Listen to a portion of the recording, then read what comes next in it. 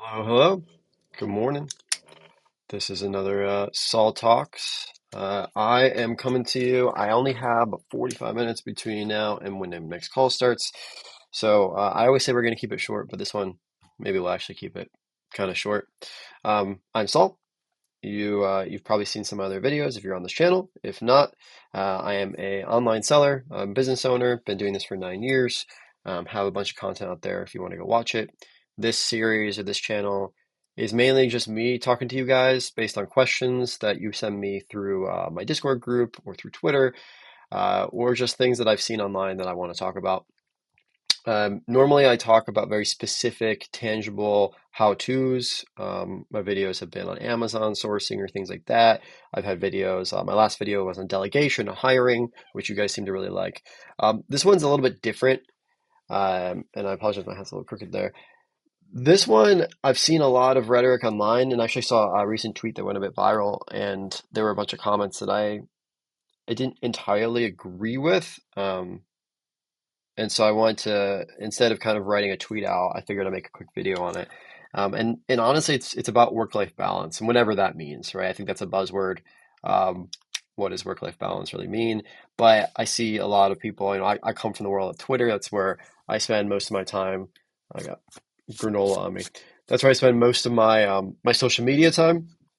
And on Twitter, you would think work-life balance doesn't really exist at all. I think the rhetoric there is hustle culture, hardcore, got to go deep, got to go in. If you're not working 8 hours a week, like you're a bum. You don't want it bad enough.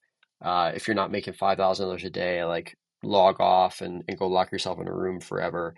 And obviously, it's a bubble, right? I mean, we have to be realistic here. But I think the thing I saw was it said those that focus on work-life balance live a more mediocre life. Or it was something kind of around that sentiment. And um, I just wanted to talk about what that means to me and what work-life balance has meant to me over the last 10 years of this journey. So, I'm 32 years old and it's 2025.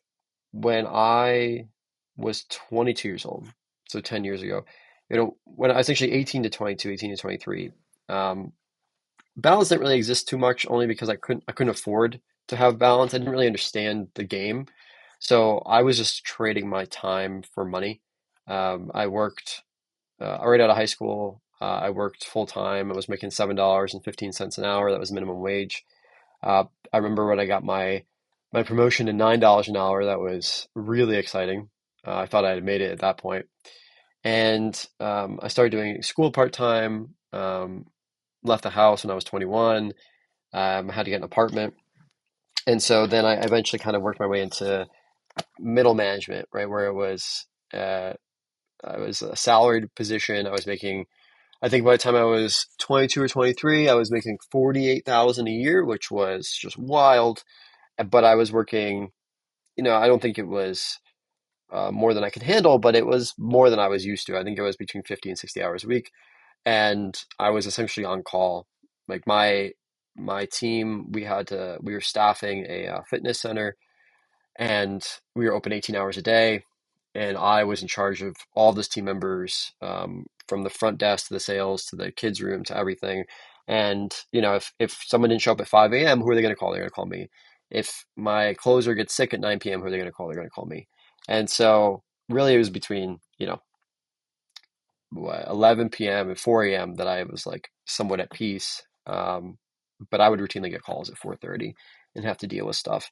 And that's when I started finding internet and started selling online. And we don't have to get into that whole story about how I got from there to here.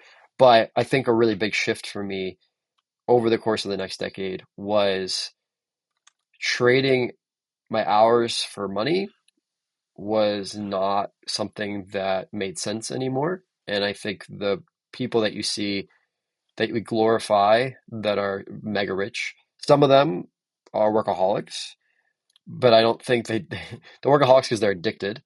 Um, but some of them aren't, right? Some of them just kind of they find their 4 hour work week, right? Which it's a popular book. They work where they want, they travel, they do other things, but they're no longer trading their time for money. And I think this is a really, really hard transition for a lot of young entrepreneurs and a lot of young business owners, and particularly when I see a lot of young folks get into Amazon, because we're used to trading time. Even in school, right? You have to study. You're essentially trading time in for a good grade. And then when you go and you get your first job, it's usually retail or food or entry level, and your paycheck is entirely dependent on how many hours you showed up at an office or logged in. Most of those jobs don't really care what you've done, right? It's really just like how long have you worked? What is the time in on the work? And then that mentality kind of carries with you. And so when I see people starting businesses and starting Amazon and things, certainly there's a level of effort and time and energy that's going to be required to make it happen, right? No one's going to be there to hold your hand. No one's going to be there to push you to be immensely successful. But it doesn't actually take very long where you can start getting to the point where you get to leverage some money or some other things to get out of the time sink that is like putting yourself in those positions to do everything yourself. And I'm not talking for like, if you started a business last week, not necessarily talking to you in this, unless you had a nest egg and other things that already had already exited a previous business or something. But I'm talking more to the people who have been at this for a while, have found some level of success, maybe feeling like they're plateauing, but they hold on to everything incredibly long. And this kind of goes back into delegation too. Um, I have a young family. I have other businesses I run. We talked about in the last video, right? So there's like 6 or 7 businesses I'm involved in. None of that would have been possible if in my very first business I held super tightly to everything and realized, I was the only one that could do it, or um, I valued my time the same way I did when I first started the company. So a great example is, I own a warehouse company, a 3PL, so we prep products for other businesses and in our businesses that we own. When we first started shipping out of New Jersey, when we first brought our company out of these big other 3PLs in-house. For the first year, I did all the shipping myself. I was, and my wife helped, right? We went to the warehouse every day. We started shipping, and I valued I mean, at the time, I could tell you the value of my time was somewhere about $2 a shipment. That's what it came down to. So if I shipped 100 units in a day, I pretty much saved myself $200. uh, or made $200, however you want to look at it. And I did that for a year, and I shouldn't have done it for a year. I think I did that too long personally. Um, it took me a year to finally get my butt in gear and hire someone. And what that's happened though is, yes, I've hired someone. I don't go to the warehouse anymore. I have 2 team members now to handle all of that. But what it's allowed me to do is, and again, we're getting into delegation a little bit, but it's allowed me to, number one, spend more time with my family, which I think is incredibly cathartic for me and super, super helpful. But it's also allowed me to have conversations, make these videos, do things that will press forward the entire business, the entire venture, my entire world, and not just specifically that one business.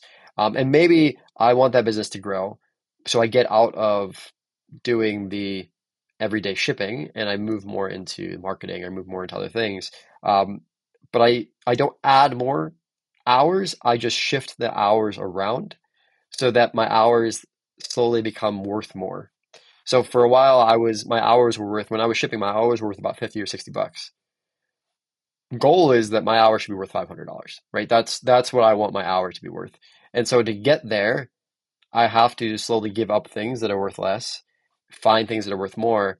It also means though that if I do find a task that I can do that's, let's say, worth $500 an hour, it's essentially worth 10 hours of what I was doing before, which means that, for me, I really don't want to have to work 80 hours. Like I didn't do this. I didn't start these companies or join these companies or find these investments to work myself into the ground. Um, I was tired of working the 50, 60 hours and be on call. I don't want to trade that job for something like this just because it pays me more money. So my goal is to create a world where I get to spend time with my family and explore things that I enjoy, even if they don't necessarily have an obvious way of making me money. And so when I saw that article about people live mediocre lives when they focus on work-life balance. The idea of work-life balance as a phrase, I don't love. I mean, what is balance? But I think working more hours does not necessarily mean more success. I think that is what, like, I saw a lot of people commenting and reposting, and they were like, "Oh yeah, and like these people who don't want to work 80 hours a week, they're gonna like be left behind." Or like, "Oh, I did everything and everything. I worked myself to the bone for a decade." Um, and you know, I think that there's a level of grit that's really beneficial for a business, for an owner. But I also, again, firmly believe that shouldn't, it's not a requirement. I guess that's where, like, and maybe I'll get some hate for this. I just don't think it should be a requirement to work a tremendous amount of time or hours to find success. I think if you can find a way to be successful, whatever success means to you, by working a comfortable amount of hours, by actually working instead of just like twiddling your thumbs, you can be as successful as someone working 80 hours a week. Um, and it could be how you use your time differently. It could be how you use leverage differently. It could be that you're choosing to do higher leveraged things with your time, even if you're not spending money to hire someone or to have help. But it's like the same thing as, like, if you go and start a restaurant because you have a passion for restaurants, the margin on a restaurant is low, right? Food has low margin unless you're a unicorn. And let's say someone spent 50 hours a week working in a restaurant they owned, and someone else spent 50 hours a week growing an agency. I'm not necessarily pro agency, but let's say they went and started an agency. Good shot that the person running the agency per hour is making tremendously amount more money. Um, and even if they worked 15 hours a week, they could probably make more money than someone working 50 hours owning a restaurant. And so I just, and maybe they're choosing to do that because they want, again, like, they want to spend time with their aging parents. They want to spend time with their kids. They want to do different things. I guess we're just kind of in a society that glorifies hustle. And I think hustle doesn't always mean time in. I think you can hustle by working smarter, um, getting in the right rooms, asking great questions, asking for help, right? People don't ask for enough help, I don't think. So I even took some notes here, and I kind of talked about time and leverage. I have written down here of hard versus smart versus experience. I think when you first start, things are hard because you don't know what to do. Then you start getting smart, you start working smarter instead of harder. And then as you gain more experience, everything just kind of falls into place over time. And as new challenges come up, you handle them faster, you handle them better. You know who to ask for help. You don't have to be spending the same amount of hours to figure it out because you've been doing it. And there are shortcuts, if you will. Like, there are ways that you can pay people for help or to just watch YouTube videos. Where I think that I am going to agree with a lot of people is analysis paralysis is very real, and too many people watch too many videos and do anything. And you have to do something. You have to get in the game. Um, but again, I don't think you have to kill yourself just to glorify the hustle. I wrote here, generous with your time. A lot of the things that I've found in life, and a lot of I'm not where I want to be yet, but the how I've gotten here has been offering my time generously to people or organizations that I want to be a part of or I want to have a relationship with. Would have been possible if I didn't have that time to give, right? So if I was already working 50, 60, 70, 80 hours in job number one, my business number one, there's no way I could say, well, hey, such and such, I love what you're doing. How can I help you? Oh, yeah, of course we can meet. I can have a conversation with you for 3 hours on a Monday. Couldn't do it, right? So, that's, again, where are you spending your hours? We all have the same amount of hours. How are we spending them, is important. And the more kind of free hours you have, the more generous you can be with your time to show the people that you want to work with and to show your community that you care. Um, and that's just benefited me greatly. I wrote here, passion doesn't even exist. I'm not convinced that passion is something that does really exist in the business world. I think that um, and even kind of what passion means in general, I think people are always trying to find their passion. I don't know if passion is going to smack you in the forehead. I think when you rely on passion to guide you, the first bump, you kind of fall off. Um, Same as motivation. I think what we're striving for is momentum.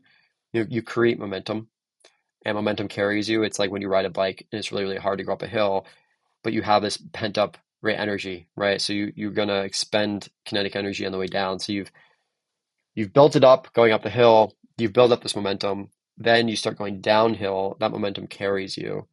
That allows you to then have bumps, have issues, but the momentum's already there. Passion is harder uh, to bottle in that way, and you start kind of questioning like, are you even passionate about this when it gets hard? Some people at least.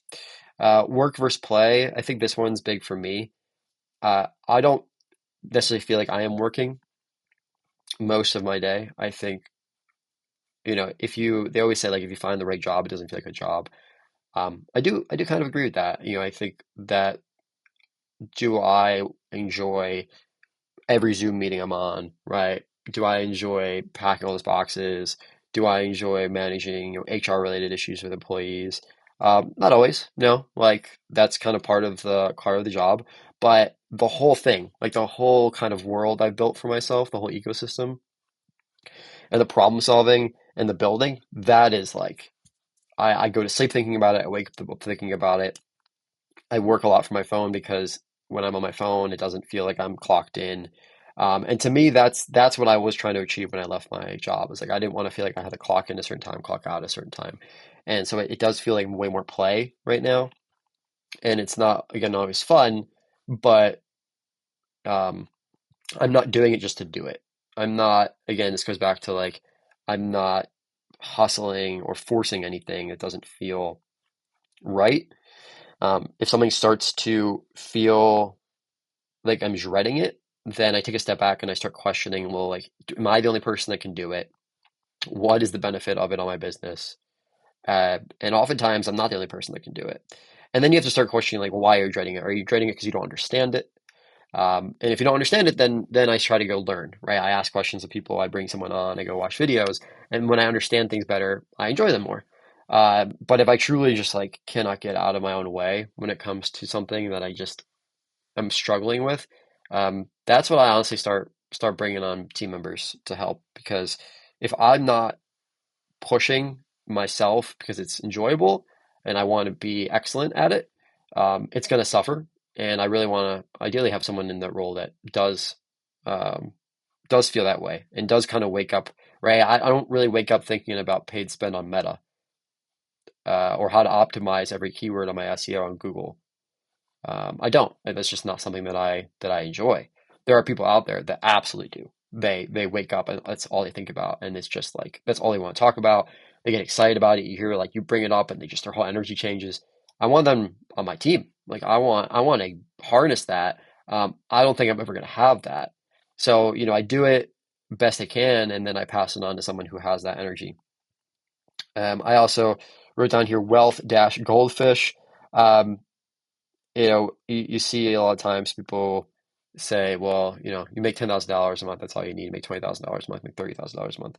Um, we're kind of goldfish as humans, right? And we will spend. We will just if you get more money, it's really easy to spend more money.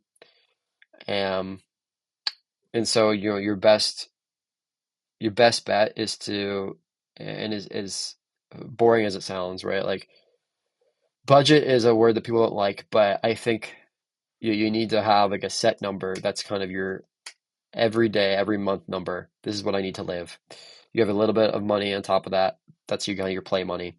Um, you don't even look at the rest uh, for now. You have a goal, you have a plan. You want to buy a house, you want to retire your mom, you want to do something.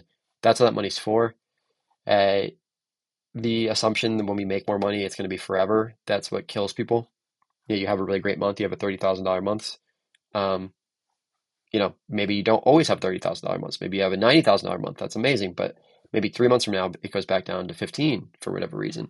If we start spending like, you know, we're making all that money, it's very easy to get way ahead of ourselves. And that's why businesses go under. That's why people disappear on social media. We see it with athletes all the time. And, we talk about reselling. I've been doing the A2A challenge right now, and I've been talking hardcore about flips and how we find like when we see a product, an item, like what is the floor and what is the ceiling? And in your life, I think you got to figure out what your floor is. Like, what is your minimum spend? Does You don't have to live like a pauper, but like, what's your minimum spend? Um, make sure you make that much money, and then anything on top of that, you have a place for it. You park it somewhere. You do something with it, but you can't assume, unless something dramatic is happening and you sell your company or something occurs like that. It's scary to assume a lot of things early on until you have consistency under your belt. And it's really frustrating to me when I don't internalize the frustration, but um, I think I'm more frustrated because it's a trap that people fall into, and I see, again on X, where you have these guys talking about, if you're not doing $1,000 a day, if you're not doing $5,000 a day, essentially kill yourself, right? I mean, that's ridiculous. I mean, that's a crazy sentence, but they're just so aggressive. And I looked up some stats. The median household income in the United States is $83,000.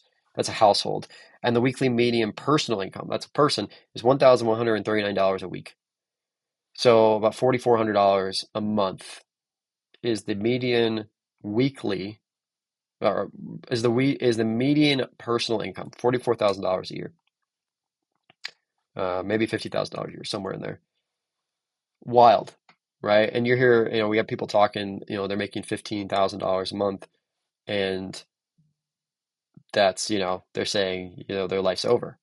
Or you figure out how to make $5,000 a month selling stuff on the internet, clicking some buttons, and you feel like shit.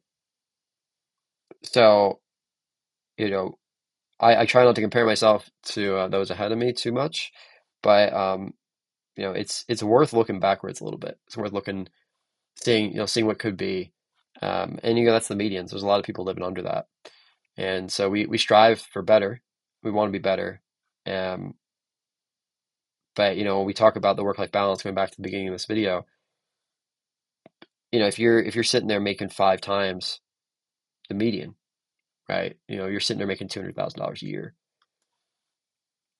and you have kids, and you have other responsibilities. Now, if you love the game, right? We talk about that. I think if you're absolutely, like, again, if you wake up every day and you think about it and you just love it, I think it's different than forcing it. But if you're sitting there trying to, like, I've got to lock in, I got to lock myself in this room, I got to work 80 hours a week, but you got a 2-year-old, you know, I think that can be a detriment to your health. It can be a detriment to your family. I'm not gonna sit here and judge you for it. I just, part of this video for me is just it's telling you that it's okay if you don't do it, if you don't quote unquote lock in. And I also believe that, again, you can take the same amount of hours. You're making 200K working 40 hours a week. You can take the 40 hours and make 500K. I don't think you have to add more hours. I think that you can take the same amount of hours and just leverage them differently. Start building systems. Start bringing on people uh, to help you with the 200 that'll allow you the space and freedom to go make more money doing other things, or charge more money for the same thing you're already doing. I also wrote some other stuff on here called, I wrote age and I wrote health. Your age is a factor here. You're 22 years old listening to this. Yeah, you got some more time. You have less responsibilities. When I was young, I definitely like worked way more than I work now. I was saying yes to everything. I think it helped. I think it did help. Um, I had the energy for it.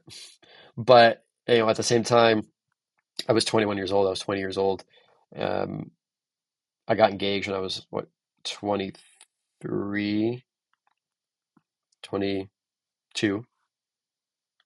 Uh, Hopefully my wife doesn't watch this. Um, and soon after, when I got into like my mid 20s, I did start to slow down a bit. I started, like, I wanted to spend more time with her. Um, we got dogs. Her parents are getting older. Their parents are in their 70s. We started to focus on other things, but I started again learning how to take the same hours that I was making $7.50 an hour doing, and turn that into hopefully a $500 an hour position, um, by leveraging my experience, by leveraging you know content, YouTube videos that I could watch and learn things from, um, by leveraging asking for help, by bringing on team members. And then your health is important. I had a pretty decent health scare last October. I've talked to a lot of other business owners who work themselves almost to death, um, into the ground a little bit, into the hospital for sure. And burnout I think gets laughed at, but it's real. And so, do you want to be conscious of what you're putting in your body, how much sleep you're getting, and your overall health? It's easy to ignore that if you're overworking yourself. So I kind of sit in the middle ground here. I sit on the fence. I think, I don't know if this is going to connect with anyone. I don't know. I mean, I might get some hate for some reason for this one, but I don't think it's one or the other. I think when I saw that and I saw work-life balance, I don't. I think the fairy tale work-life balance is like, oh, well, I only work 7 hours a day and I make $1 million a year, and I don't have to try any harder, and I don't have to. It's gonna, there's a level of handout that comes with, I think, some people's expectation of work-life balance, which, I'm not on that end. But then the other side, which I saw on Twitter, was like, well, screw work-life balance. If you want everything that you want is at the other end of grinding and hustle. I don't believe that either. So I think this video like kind of like sits somewhere in the middle. And my biggest takeaway, if you got this far, is purely like your value is not attached to the hours you put in. Like if you can walk away with nothing else, just understand that there's a world where you make double what you're making now and you work 1 hour a day. Now, do I think that you should work 1 hour a day? No. Um, Unless you want to. But that's the beauty of it. If you want to do it, then you should do it. But just know, like, working more does not 100% equal wealth or success. You are spreading out your luck. You're spreading out some things. You're giving yourself maybe more of an opportunity to find it, but it also depends on the quality of work you're doing, right? We've seen studies, I'm sure you've seen them, where it's like the average employee that works 8 hours a day in a salary position actually works like 2.5 of those hours, like doing something. They spend time in the bathroom, they spend time staring at the ceiling, they do random stuff. Um, and I'm pretty sure it's like, yeah, somewhere between like 2 and 3 hours a day of like actual work. So if you think about it that way, a person making $50,000 a year working 50 hours a week, well, really, maybe they're only working 15 hours a week, but they have to show up and sit in an office somewhere for the other 35. So if you could master how to turn those 15 hours a week into $50,000, suddenly you can turn maybe 30 hours a week into $100,000. Um, so that's my takeaway. This one's, a little bit of a different video. Um, I'm happy to like dive deeper into these things. Maybe I'll think about it and I'll get better thoughts out as time goes on. But that's where I am. Some of you are gonna leave this video and like, oh, Saul's lazy. Um, I don't think I am, but that's for you to decide. Again, for me, like I think I work a substantial amount, but it doesn't feel like work, and I created a life of designed around the ability to eat lunch with my family, spend every morning with my son. And if my mom calls me and I need to fly somewhere to be with her because something's happened, I can do that. Um, and that's the life I want to design. That's the life I want to live. I want to be there for T-ball. I want to go to gymnastics in the middle of the afternoon. Um, but I know that, if I didn't do any of those things, maybe I could make a little bit more money. Maybe. But at the same time, this is what I've decided. And I think it's working out so far. So thank you for watching, and I'll see you on the next one.